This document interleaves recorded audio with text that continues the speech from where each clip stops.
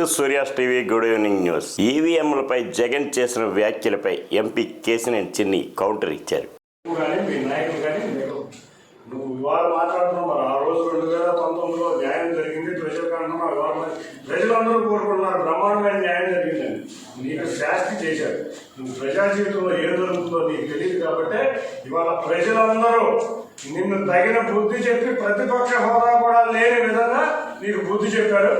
ఆ 11 సీట్లలో కూడా నిజంగా నీ యొక్క వైజాగ్ ప్యాలెస్ విషయాలు బయటకు వస్తే ఆ 11 సీట్లు కూడా మిగిలేవి కాదు. ఇవాళ ఎంత విలాసవంతమైన జీవితం గడుపుతున్నావు నువ్వు. ప్రజాధనాన్ని దోచుకుని ప్రజాధనాన్ని దుర్వినియోగం చేస్తా ఒక ప్యాలెస్ కడతావా? మాజీ కార్పొరేటర్ నందిబ జగదీష్ ప్రకాష్ నగర్ సెంటర్ అప్నా బజార్ ప్రక్కన తన స్థలంలోని వ్యాపార కూడలి ధ్వంసం చేశారని అర్ధనగ్న ప్రదర్శన శిరోమండలం చేయించుకున్నారు. నాకు 5:30కి నోటీస్ 5:30కి ఇచ్చారండి. 24 అవర్స్ అవ్వకుండా కూడా బిల్డింగ్ పగలగొట్టేశారు వచ్చి. 5:30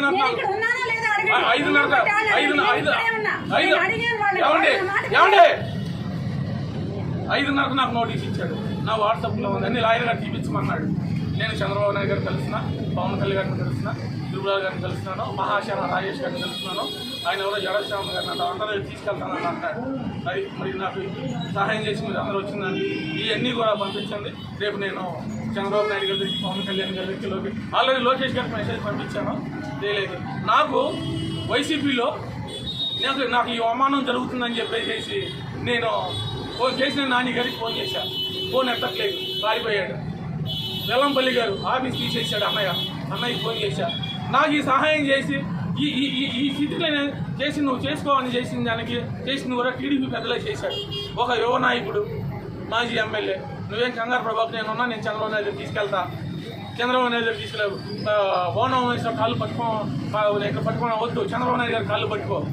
నువ్వు ఎల్ఈడీలో ఏంటో ఆటో కొనుక్కో. నీకేం ఇబ్బంది? ఆటో కొనుక్కొని నువ్వు ఆ ఎల్ఈడీ పెట్టుకొని నీకు జరిగిన అవమానం చూపించానని అంటారు. నేను సుదీర్ఘకాలం టీడీపీలో ఉన్నాను. ఇతను ఏ రోజు కూడా పార్టీకి క్రమశిక్షణ లేడు. గెలిచిన 3 శుక్రాలకే మినిస్టర్ పదవి ఇవ్వలేదని చంద్రబాబు నాయుడు గారు కాపులు పొందుకోవచ్చారని చెప్పాడు. ఆర్టీఓ ఐఏఎస్ ఆఫీసర్ సుబ్రహ్మణ్యం గారిని కొడతానికి వెళ్ళాడు. నేను మంచి సలహాలు చేశాను. ఏది ఇతను చేసిన మోసాలకు ఒక పారిశ్రామికవేత్త కేసులు పెట్టించాడు. ఆ పారిశ్రామికవేత్త చంపేస్తాడని ఆ పారిశ్రామికవేత్త చంపేస్తాడని చూద్దామంటే నేను కాపలా ఉన్నా. నువ్వు మాదిగోడివి, నువ్వు మాదిగోడివి, నువ్వు వెనకాల నుండి ఎస్సీ ఎస్టీ కేసు పెట్టిద్దామని చెప్పేసి ఆ పారిశ్రామికవేత్త చెప్పాడు. ఆ పారిశ్రామికవేత్త ఎందుకు చంపేస్తున్నాడు సార్ అని అంటే, లేదు 70 కోట్లు తినేశాడంట. ఆ పారిశ్రామికవేత్త దగ్గర 70 కోట్లు తినేశాడంట. 70 కోట్లు. ప్రపంచ దేశాల్లో ఈవీఎంలపై అనేక అనుమానాలున్నాయని, అందుకే 122 కంట్రీస్ వాటిని వినియోగించడం లేదని సిపిఐ జాతీయ కార్యదర్శి నారాయణ అన్నారు.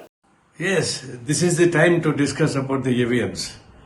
Throughout the world, 122 countries, there is no EVM system, including the leading countries. All countries are banned of the EVMs. And they are going for the paper ballot, including America, Japan, everything. Such a worldwide accepted of that EVMs is doubtful. Then why this India is not accepting that? Now this is time. All democratic progressive elements put together and see that this momentum should be developed throughout India about the EVMs. And the next elections, EVM should not be here. Such a movement, it is necessary, and we demand the central government also should discuss about this and withdraw the EVMs. Otherwise, it is encouraging the false and manipulated results. ST commission కార్యాలయం వద్ద నిరసన. ST commission chairman సభ్యులు రాజీనామా చేయాలని demand. గిరిజన విద్యార్థి సమైక్య ఆధ్వర్యంలో ఆందోళన. నమస్కారం అండి, నా పేరు వైవి మురళీకృష్ణ, భవిష్యత్ భద్రతా దళం. సుమారు 8 సంవత్సరాల క్రితం గుడివాడ పట్టణంలో ఇట్లాగే ఫ్లెక్సీలు, రాజకీయ వ్యాపారులు ఫ్లెక్సీలు పెడుతున్నారని చెప్పి నేను మున్సిపల్ కమిషనర్కి చేస్తే ఆయన పట్టించుకోలేదు. రాజకీయ వ్యాపారుల చూపే మాకు కావాలి కానీ మీ పాత్రలో మేము వినో, వాళ్ళు చెప్పినట్టు మేము వింటామంటే మేము హైకోర్టులో కోర్టులో కేసు వేసి నేను హైకోర్టులో కేసు వేసి దాని మీద ఆర్డర్ తీసుకొస్తాం జరిగింది. అసలు సుప్రీంకోర్టు ఆర్డర్స్ కూడా ఉన్నాయి. రోడ్డు నిబంధనల ప్రకారం ఎక్కడా కూడా రోడ్డు నిబంధనల ప్రకారం ఎక్కడ ఫ్లెక్సీలు పెట్టకూడదు, విగ్రహాలు పెట్టకూడదు. దాన్ని ఆధారంగా చేసుకుని నేను హైకోర్టులో కేసు వేయడం జరిగింది. హైకోర్టులో కేసు అప్పుడున్న మున్సిపల్ కమిషనర్ గారిని హైకోర్టుకు పిలిపించి ఒక రోజంతా నుంచోబెట్టారు శిక్ష కింద హైకోర్టులో.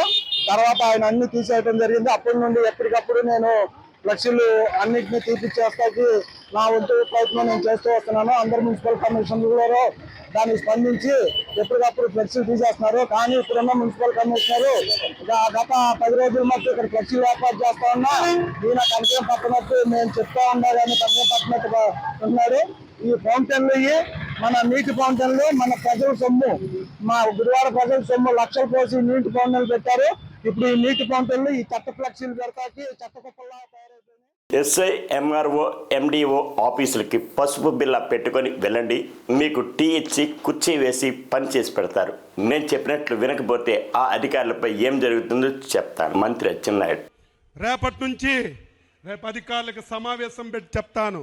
రేపటి నుంచి ప్రతి కార్యకర్త ఎస్ఐ దగ్గరికి వెళ్ళినా, ఎంఆర్ఓ దగ్గరికి వెళ్ళినా, ఎండిఓ దగ్గరికి వెళ్ళినా, ఏ ఆఫీస్కి వెళ్ళినా మీరు పసుపు బిల్ల పెట్టుకొని వెళ్ళండి. మీకు గౌరవంగా కుర్చీ వేసి టీ ఇచ్చి మీ పని ఏంటని అడిగి మీ అందరికీ పని చేయించే విధంగా అధికారులకు లైన్లో పెడతాను. ఎవరైనా ఒకలో ఇద్దరు నా మాటకు జవదాడితే ఏమవుతారో వారికి నేను చెప్పవలసినటువంటి అవసరం లేదని చెప్పి తెలియజేస్తున్నాను. ఇబ్రహీంపట్నంలో జూపూడి గ్రామంలో తెలుగుదేశం పార్టీ విజయోత్సవ సంబరాలు.